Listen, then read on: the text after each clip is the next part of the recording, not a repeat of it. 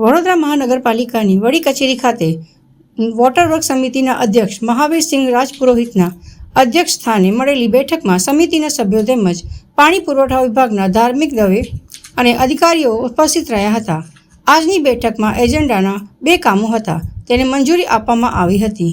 આ ઉપરાંત વડોદરામાં ઉનાળા દરમિયાન લોકોને પાણીની સમસ્યાનો સામનો ન કરવો પડે તે માટે અંગેની જરૂરી ચર્ચા વિચારણા કરી સૂચના આપવામાં આવી હતી. વોટર વર્ક સમિતિના અધ્યક્ષ મહાવીરસિંહ રાજપુરોહિત દ્વારા એજન્ડાના કામ સંદર્ભે જણાવ્યું હતું તેમજ પાણી મુદ્દે મીડિયા દ્વારા પૂછાયેલ પ્રશ્નોનો જવાબ આપ્યો હતો.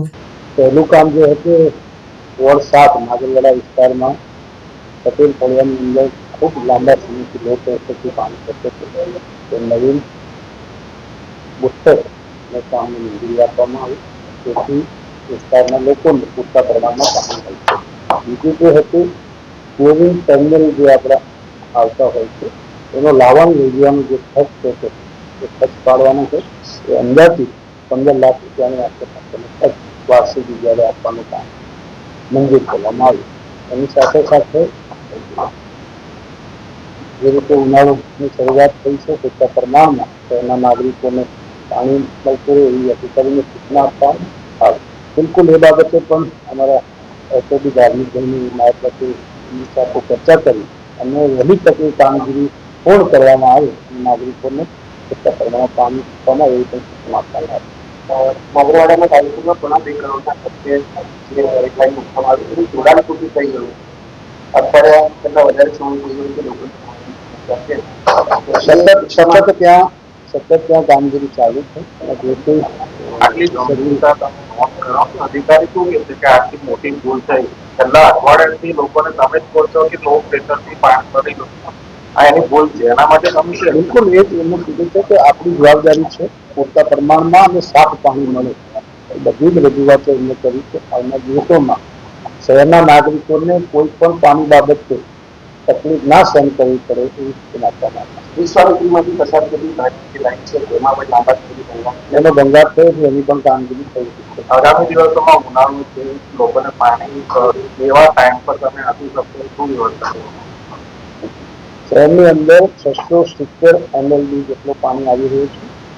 એ પાણી લોકોના ઘર સુધી પૂરતા પ્રમાણમાં મળે અને ઉનાળામાં લોકોને પાણી બાબતે કિંમત ના સહન કરવી પડે એ આપણી નિશ્ચિત જવાબદારી છે. એવી સૂચના આપવામાં આવી છે.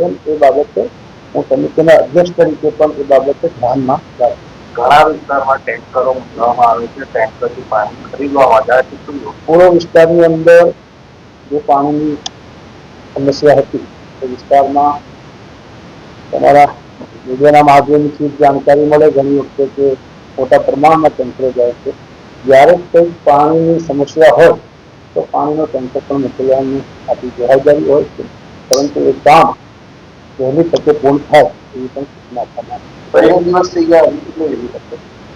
મેં અઠવાડિયાનું કીધું છે કે અઠવાડિયાનું નિરાકરણ સંપૂર્ણ આવશે, જેમાંથી 25-30% સુધારો ત્યાં સુધી અમે કરીએ છીએ. ગઈકાલે આનંદનગરમાં મોટી પાલિકામાં આવ્યું હતું, પીવાનું પાણી નથી થતું. બિલકુલ લોકોની રજૂઆત તો કરશે ને આપણને જ કરશે. કોઈને પાણીની સમસ્યા છે એનું નિરાકરણ કરવાની જવાબદારી વિભાગની છે. એ પોતાની બધું પાણી પણ મંદિર નિકુંજા બધું પાણી તમારે ધ્યાનમાં આવે તો મને ઘણી બતાવજો. કોઈ નવું આયોજન આવનાર દિવસોની અંદર પૂરતા પ્રમાણમાં પાણી મળે અને જે રીતે આપણા આજે નિમોટા સરોવરથી જે નવા 150 MLD 50 અને બીજો 75 MLD પાણી દિવાળી પહેલા લોકોને મળતું થશે એ આયોજન છે. વોટર સમિતિના સભ્ય એટલે તમને પાણીની રજૂઆત કરી